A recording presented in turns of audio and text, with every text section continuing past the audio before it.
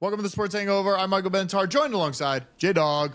Mike, it's good to see you again. We had a big night out on Saturday. One of your last nights out before you and your wife have a baby.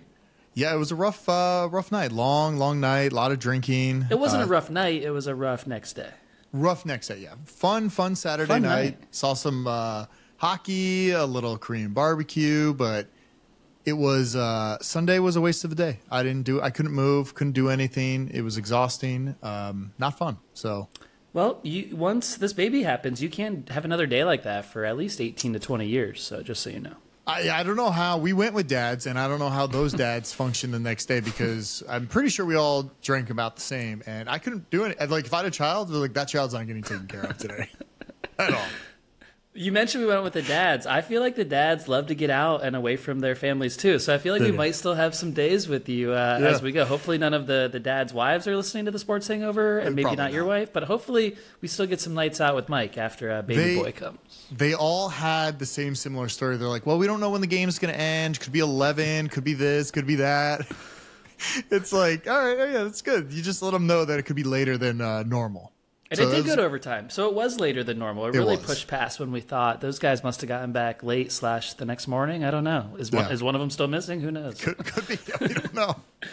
We love hockey games in person. We don't love them on TV, just as a rule of thumb. It's great in person, Mike. I love sitting down low, crypto. It's great. You know, I've been going like every other Saturday lately, so it's like that's kind of my place to hang out on the weekends. But it's always so fun to be. And there. you can metro almost directly there, right? From your place. Which is nice. Metro to our dinner spot and to crypto.com. Both options. It's great. That's great. You didn't metro home though at midnight, right? Not at that time of day.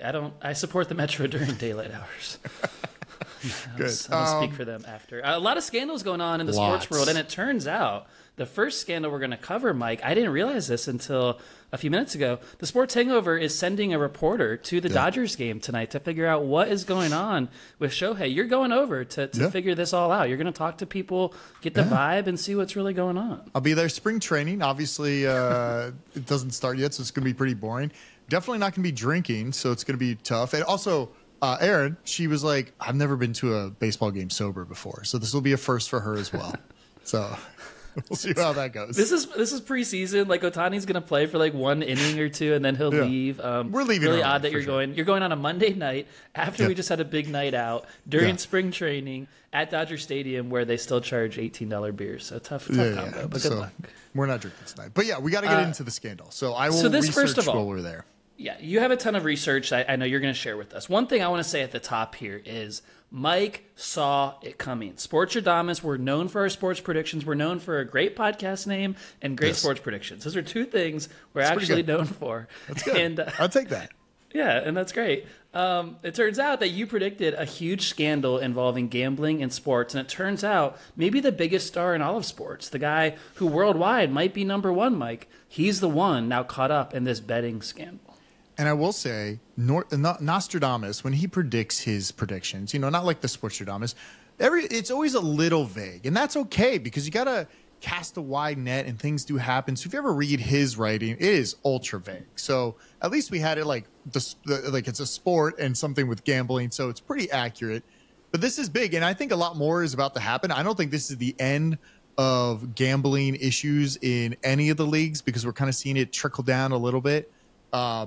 I don't know. Do you know that I have like kind of a timeline here of like what's going on, what's been happening. We're also right now, as we're speaking, I think Ohtani is at a press conference, probably just reading a script that's getting interpreted by a new interpreter. So how bizarre is that? A new interpreter just comes in to keep working with him. It's like, dude, extra pressure on you not to screw up at this point. The last one kind of led us down a dark road, but he did just give a statement.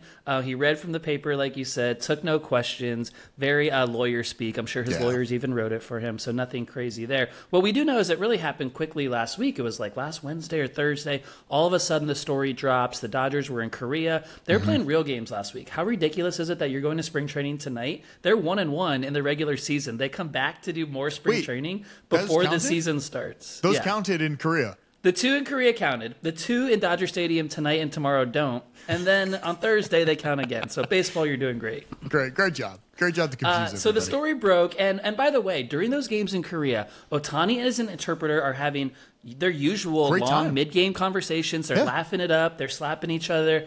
Ohtani is acting like he has no knowledge of what's going on with this interpreter. But it was right after one of the games is when the interpreter addressed the clubhouse, and Ohtani says it happened for the first time. We're leaving out some key details here, but people know that he is being accused of betting. His interpreter is with Shohei's account in some places, but either way, this guy is out $4.5 million to an illegal bookmaker right here in Southern California. And the point is that me and you both deal with on a daily basis is we can't legally bet here in Southern California, which means Shohei can't and his interpreter can't. And that's why this is all a huge legal issue. So it's interesting because it's like the lawyers, Ohtani's lawyers accused him of theft.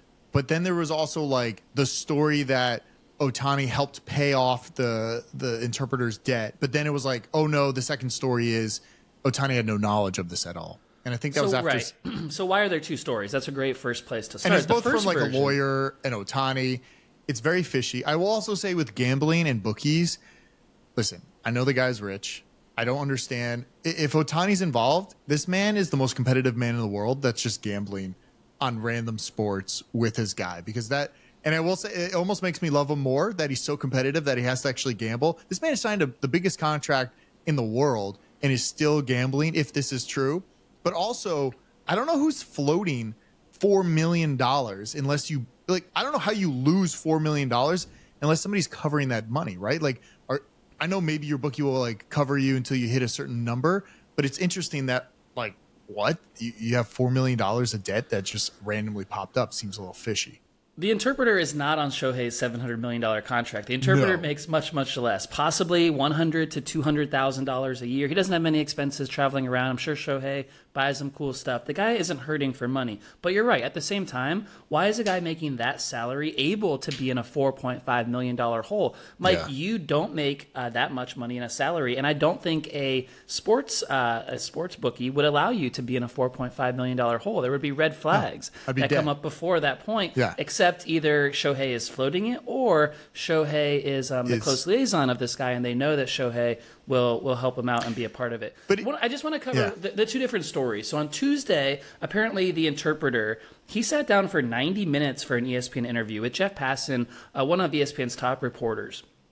90 minutes laying out how Shohei knew about it. Shohei was mad about it. Shohei said, I will pay you the money to cover it. It's okay. Clearly, the interpreter was trying to keep his job during all of this, and that fizzled out. Now, that 90-minute interview happened with ESPN. ESPN has the quotes. They have the story. Apparently, the interpreter told stories of how Shohei was sitting at his laptop with him on the computer as he transferred the money from Shohei's account to the illegal sports bookie. So this is all said on the record. And then it was after this interview occurred with ESPN where Shohei's lawyers called ESPN and said, whoa, whatever this guy said, it's illegitimate. You can't run it. He's wrong. He's a criminal. And that's when the story came out that he stole the money. So that's what the story is going on now, that Shohei's money was stolen. It was done without his knowledge, because even if Shohei was aware, even if he was sitting with his bookmaker and never intended to bet on sports himself, but transferred money to the bookmaker from the interpreter, Shohei would be suspended by the terms of the CBA. And so that has not happened yet, even as MLB investigates. But super fishy how they changed the story,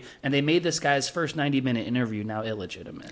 So I was reading some articles, and there's like, I don't know, it's like Major League Rule 21. It's like states that a player and employees who bet on a game in which they aren't involved face a 1-year suspension. So that's possible that could happen. Then Rule 2 of this 21 also says if you bet on a game, you'll be banned permanently from the sport of baseball. And that's why on baseball, right?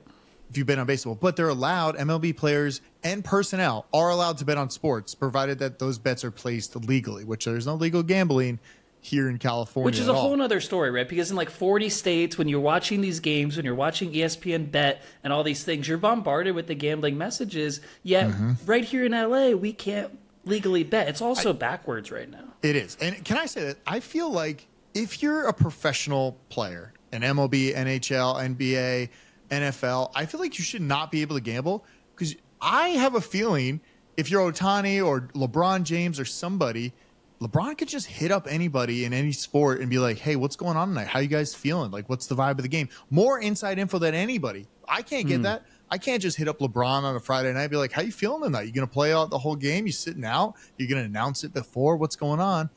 And I feel like you should not just be allowed to bet on any professional sports if you're a professional player, because the lines are too fishy here. And with this guy was Ohtani's out. I think Ohtani was involved. I think they were gambling. They probably love it. They're probably gambling addicts, and they just fucking love gambling. And he's like, dude, you're going to have to take the fall for this, and shit's going to happen. I got to play baseball. I got to keep my $700 million to keep gambling. That's what's It's important to note this guy's not just his interpreter who shows up for 8 hours a day and works with him and leaves. They are best friends. They travel the world together. In the off season, they're living in Japan together. In the season, they're with the Dodgers and Angels together. They're always traveling. They're always with each other. Shohei himself said, no one else speaks what I speak. And so when we travel or go anywhere, this is the guy I'm hanging out with. So the idea that he was just working with him and an acquaintance and never a close friend doesn't hold up because of all the time that they definitely spent together. There's also like another like little blip from the article that is whatever. What's his name? A Pippi or something? Like the Ippy, translate? Yeah.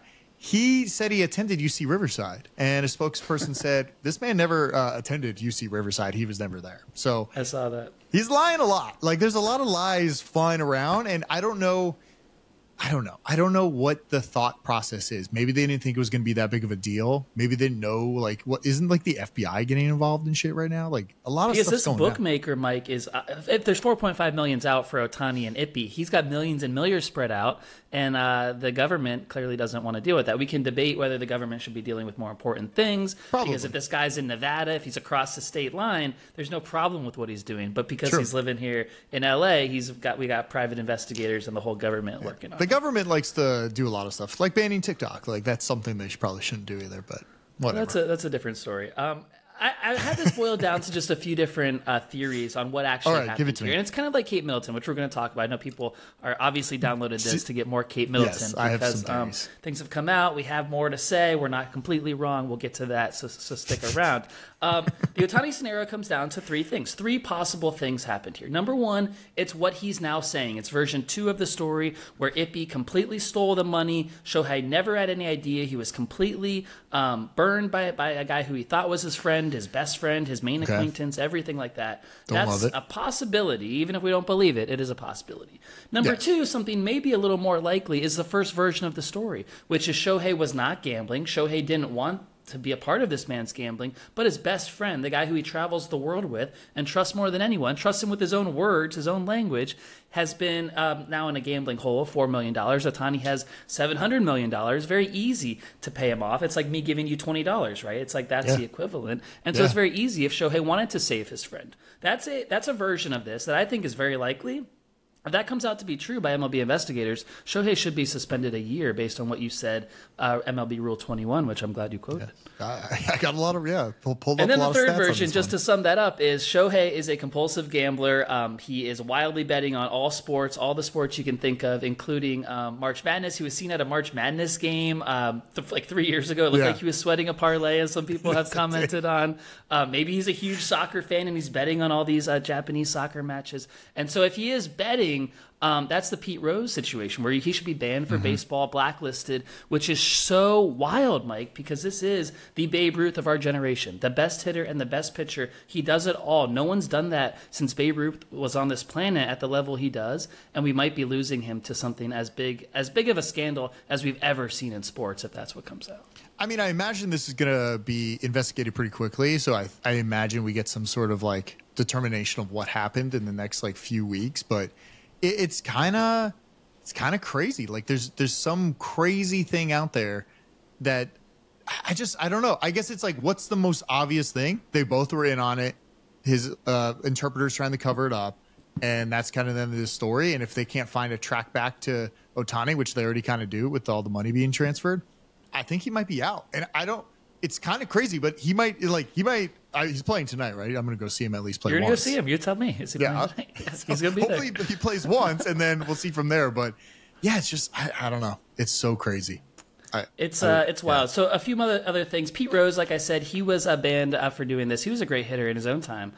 Very scandalous. He was found yesterday in Vegas. That's where he hangs out, oddly enough. Love it. And Pete Rose said he wishes he had an interpreter in the 70s and 80s, and he'd be okay right now. So that was one thing I saw that was pretty funny. And then the other thing, I think you sent me this TikTok. I saw it as well. There's 3 particular games, and this is going super, super deep on this, but there's 3 particular games. Ohtani's this incredible pitcher. Every time he pitches, he wins. He gives up very little runs. There's 3 games where he gave up a bunch of runs. On all 3 of those games, it's like 3 that he's ever done in MLB.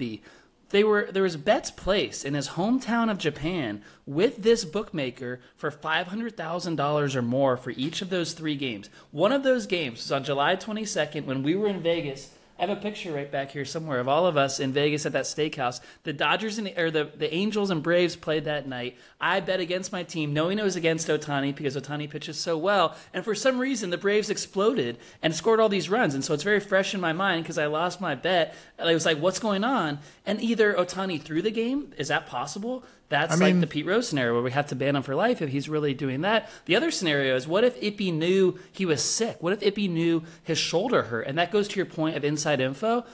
Is that legal? It doesn't seem like it should be legal at that point. I mean, I guess if you're injured, it should be reported on injury report. But yeah, I mean, that TikTok, we got to link it in here. This guy broke down each individual game where money was bet on, and he kind of showed like what happened, what he actually bet on too, like the over-under hits or runs for a team. And it's kind of crazy. So maybe it was just that. Maybe he's just like, hey guys, like, you need some money. I'm gonna win you some money here. Just like, here's some little inside info, and you can go place your whole mortgage on it, and I'll pay it off. I don't know. It's probably going to get deeper because they're probably going to find a lot more money wire transfers somewhere, because it doesn't sound like he has a good hold on his money if he's just wiring $4 million. I don't even know how you wire $4 million without being alerted by somebody, right? Like, well, and he's saying he doesn't know. It came out of his account. Maybe he's not following the millions coming out of his account. You'd think he should be as someone in that position. Well, don't they catch you now for like not even Venmo? You Venmo more than $600. $600. Like the IRS is, the IRS it's like, comes. Yeah. This man transferred $4.5 million and there's no red flags. That's I don't crazy. think they're on public Venmo.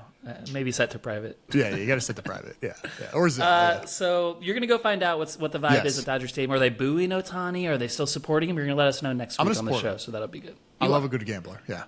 But you also think maybe he should be suspended for life. Well, yeah, I mean, you can't break the rules or don't get caught, right? One of the two. So you think he might be suspended. My last thing on that is I think MLB has so much incentive to not let him get suspended. And so how heavy-handed could they be? It's hard to say. I'm not going to speculate on that yet. But if they really want to, you would think that they would prevent a full-on banning if it's up to them. I mean, I also saw that since his interpreter was fired, now Ohtani can technically just leave the contract for the Dodgers, right? Yeah, he's so close to this guy. He put in this contract, these 3 individuals, his interpreter, the GM, and the owner. If any of them leave the Dodgers during his contract, he's allowed to leave at the end of that year. So crazy. This man's not leaving if he's got a lot of gambling debt. So no, we'll see what happens. All right, you want to get into? We got more scandals. Yeah, let's just go. You want to do Kate Middleton? Scandal City for me. Yeah. My board's up there right now. It's a little hidden away. Up where? It's just like tucked away. I don't want to tuck it right now. All right. My Before desk we is get clean. to Kate Middleton, we'll keep teasing it. Another woman in the news, Kim Mulkey, another goddess of a fan base, if you will. I don't know She's who the that LSU women's basketball coach, okay. and she is in hot water. And the most biggest scandal you can imagine right now, except we don't know what the scandal is, Mike. She got ahead of a Washington Post story. Apparently, there's a story coming out this week on women's basketball coach Kim Mulkey, who's been a legend, and they've been investigating her for 2 years and talking to players all around the program. She has been up to some shit, but we don't know what it is. But Kim Mulkey at the women's NCAA tournament this weekend did a press conference, and she did a 3-minute ranting about the Washington Post, ranting about media, ranting about investigative journalism, about gotcha journalism, about she's going to sue this man when the article comes out. No one knows what's in the article, and she did this like promotion for it. People are saying like, I didn't even care about the article before, but now she did a 3-minute rant on how she's going to sue this guy. Everyone wants to see the article that's coming out soon, so we don't have the payoff yet, but we know Kim Mulkey is very scared, and her team is in the tournament. Like, they might be in the Final Four. Could this come out right around then? Could she be suspended, fired? College athletics. I mean, we're seeing scandals from everywhere. College athletics is full of them as a rule. What's weird is it's like a lot of these are coming out now. There's one that just came out about Andrew Huberman, the guy. I like listening to him. He does all the neuroscience, like hacking your body, doing all this stuff. something just came out about him in the New Yorker about like how he was dating like 5 women at once, and they just like wrote this whole hit piece on him. And it's kind of crazy. Everybody's just like attacking everybody now. Like, we got to cancel these people. And it's crazy. I don't understand what's happening. Like, well, sometimes, Mike, I was watching the Nickelodeon documentary, Quiet on the Set, and sometimes it's very necessary to whistleblow and call these people out with stories. Did you finish it? As we saw. I didn't finish it. I saw the Drake episode, and that was terrible. That was really terrible. It's not. The guy's weird. The guy's like the Dan, whatever his name is. The Dan guy is weird, but then the one writer on Drake and Josh, he's a pedophile, clearly. I mean, we might be giving things away here. We're jumping into another it's also story. like, don't put your kids in acting. It's weird. Check shit. out Quiet on the Set. If you watch Nickelodeon as a kid of the '90s, like us, it's kind of wild and actually. I didn't want to finish it. It's like ruining my childhood. Like all these. No, but the truth should come out. It shouldn't take this long. It's like the Me Too movement took so long for the truth to come out. Yeah, but it's weird. Like all these things are produced. It's like years and years, and then I don't know, just crazy. And it's stuff. sick. We're here in Hollywood, Mike. Like these guys who make these decisions, why are they all so sick and perverted and disturbing? Like, I know. Why is that the common thread among them? And then you look at like the Nickelodeon sign. It's like a foot, and that guy like loved feet or something. I know. I love Nickelodeon. It was in Orlando, right down the street from us. That was great. Anyway, we took a turn there. Yeah, college scandal. So we're going to see what happens with this Washington Post story. All eyes on it. Hopefully we can recap it next week as well. You want to do Kate? I feel like let's do Kate. All right, let's talk about Kate. So you were not here last week, and I think a lot of information was dropped last week when you were gone. But previously we talked about how Kate, something's wrong. Something's happening. She wasn't seen in public. There was like a semi-seen public photo from TMZ, but then TMZ actually debunked it and said, yeah, we can't actually confirm that's Kate at all. And then AI that was the going video in. Of her and William walking, right? And she was carrying a bag and she looked too skinny. It's like, if you can't get on video and give us a video, why are you carrying a big bag as you shop? And then this last week she had an announcement. She has cancer. Didn't say specifically what kind of cancer, which, bad for all of us trying the conspiracy theory, like what was going on. But then an additional conspiracy theory came out. Pause on that for just a second. Let's recap to where we got there. So she put out the video, and it made a lot of people like us, TikTok stars, YouTube stars, digital stars like ourselves. It made us look bad because it made us seem like we were just speculating about a woman who's actually very sick and dealing with a private health issue. One is she is in the royal monarchy, and nothing about her health should be private. They announced King Charles' cancer right when it happened, like a normal announcement, and there was no fumbling around King Charles videos. We knew what he had. No and edited photos saying we're all happy here. Yeah, and so there's a way to handle cancer announcements, and Kate's was not the way to handle it. The second thing is, Mike, that I need to make sure that we take some credit on here on the Sports Hangover and across TikTok is we were right that what they were saying about Kate was not accurate. Correct. Something was up. We figured it out. Sure, it wasn't the outcome we wanted. We didn't want her to be sick. We didn't want her to be dead. There was a scenario where she was dead. There was a scenario where she was being muzzled and silenced and kicked out of the royal family. At least those things are not happening. We don't wish her cancer on anyone. We hope she's okay. I'm just saying, Mike, we were not wrong for speculating and debunking and going through the investigations, and all of our podcasts on our feed below hold up well with the current situation at hand.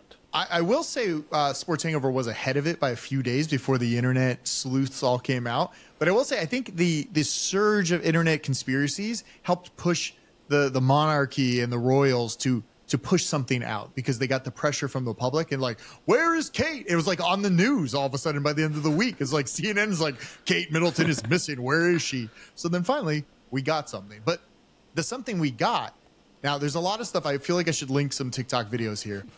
There was a video of her back in like 2017 wearing that exact outfit in that like field area, that the striped shirt with the white up here. Really? I didn't see that. People are thinking it could be AI. An AI specialist zoomed in and said at moments you see the mouth go black with the teeth disappearing.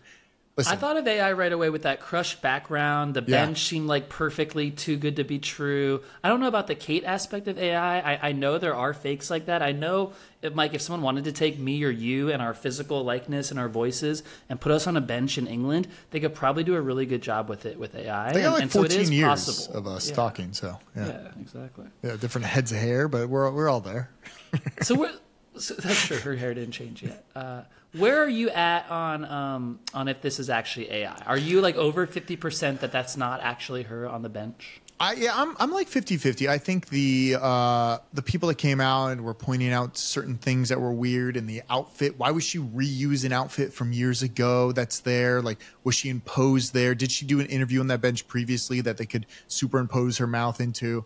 Yeah. I don't know. I mean, we saw Sora come out and like the video was pretty clear. Some of the AI stuff isn't great, but the masking abilities inside of like video editors and stuff is pretty good. So if you just need a head in that head or the mouth to move, but she can still move around. I don't know. I'm like 50-50. I think we need a little more information. It was unclear what the cancer was. I think that should have been, I don't know, something. Well, there's no more information. There are no more updates. There are no more videos to come. She silenced all that. She said she's asking for privacy and she's moving on. Now, I know you have a further theory. Maybe this is only on TikTok, but there's a way to get rid of her. The palace could get rid of her with this announcement, right? Can you tell us about that? I don't even remember. I've seen so many now. I have no idea. Well, that was just what's the theory? Like the theory is she could, and we don't want this to happen, but she could pass away from her cancer that she announced, but do it in like a private way. You announce that she's gone and move on. And there's like, the conspiracy is not dead. It's like it's softened. We've quieted. I actually don't agree with you. I don't think it's AI. I want to be on the record with that. I think that's her on the bench, just so one of us, for legal purposes, actually stays that. But I do think it's not dead yet. She's not dead yet, and so there's more to come. It's interesting because she could be dead. This could be a whole thing. We've seen them set up before. The whatever it's called, the press came out and removed things from the AP. So a lot of those photos were manipulated. I don't really know. If there were no manipulations in photos or previous photos or anything fishy where like TMZ videos are coming out, I would have been like 100%. She's sick. Give her privacy. But now I'm kind of like, you're a public figure and you edited all these photos and now this could be a fake video. You could already be dead. You could have recorded that 3 months ago.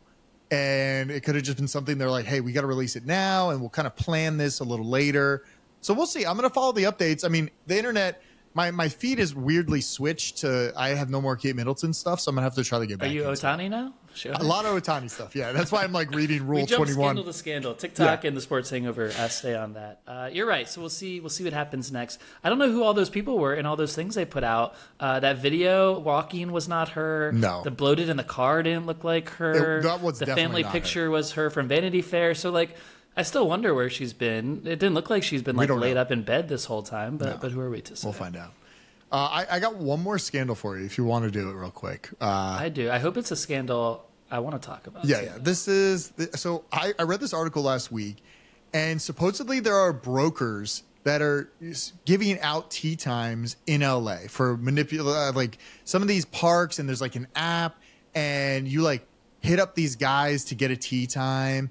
It's $40 on the black market. These brokers are charging to get a tee time, like up here at Griffith Park. And supposedly like everybody knows about this guy, but the problem is it's just like, I don't understand what is happening and how it's possible for all these people. The article didn't explain how all these tee times are taken up immediately. Are somebody just buying them every day and then just dishing out and making a little like hedge on the top of it? It's so weird.